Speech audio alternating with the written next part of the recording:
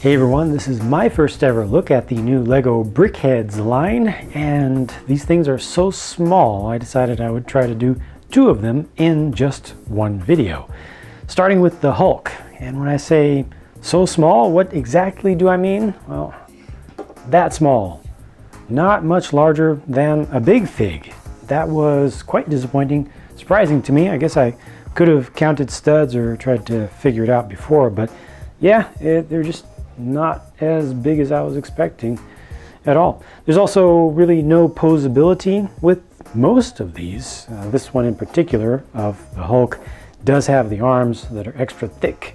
They can be brought up and down, but beyond that, you can't turn the head. Everything is just completely static. It is completely a static display model. The general idea here is that this is just something that you would put up on a desk or maybe on a shelf or something and just have to look at.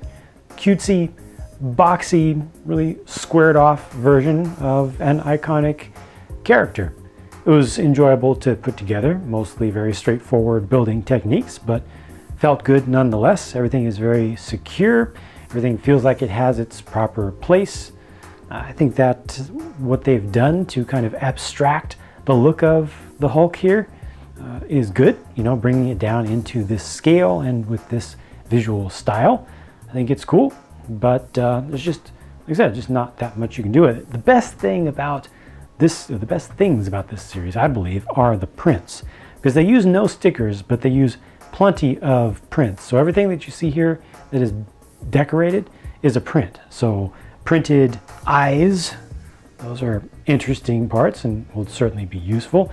And that's a printed 1x4, that's a printed 1x4, and also at the base they have a series print. So all of the ones from series 1 will have exactly that. Series 2 will have the same thing with a 2 on it, and so on. The base itself uses one of the 1x4s with the 2 studs, one on either end, and the rest is all just tiles on top of a large plate.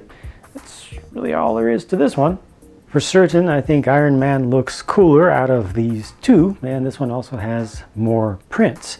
The eyes here are trans light blue with almost complete coverage of white on the front. Almost. That's another nice look, and I think that those parts are going to be very useful for custom stuff. This one has no mobility, no articulation whatsoever. The arms are absolutely static.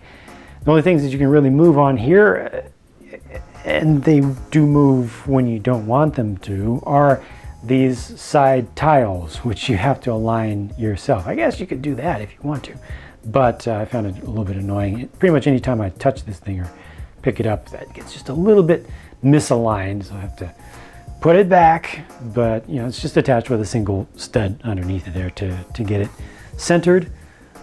Nice combination of the dark red and the not yellow but orangish yellow or yellowish orange color. And a little extra thickness on the back. They tried to get some striping in there. Believe it or not, this actually has pink inside of it, and if I remember right, lime green as well. You don't see any of that on the outside, thankfully. They did it right. They put random colors on the inside, but don't allow those parts to show through. Hopefully they will continue that throughout the entire BrickHeadz line, and maybe even move some of that over to some of their other more popular, more standard lines of not letting us owners of these products actually see the random colors that we don't want to see kind of peeking through in between things.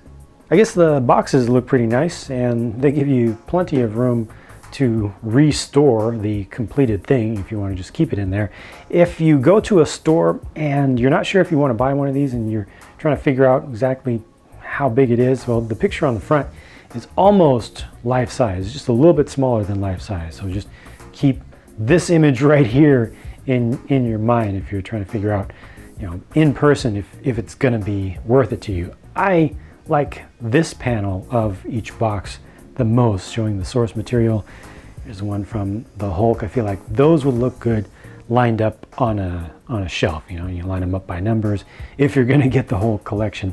I think that these will look good as a complete collection, getting a whole bunch of them together, or if you are just a fan of one particular character that they happen to cover. I think that would be, you know, just a cool novelty item to have. But yeah, like I said, I personally am just a little bit, more than a little bit disappointed in the size, and also the fact that you can't really repose these much at all.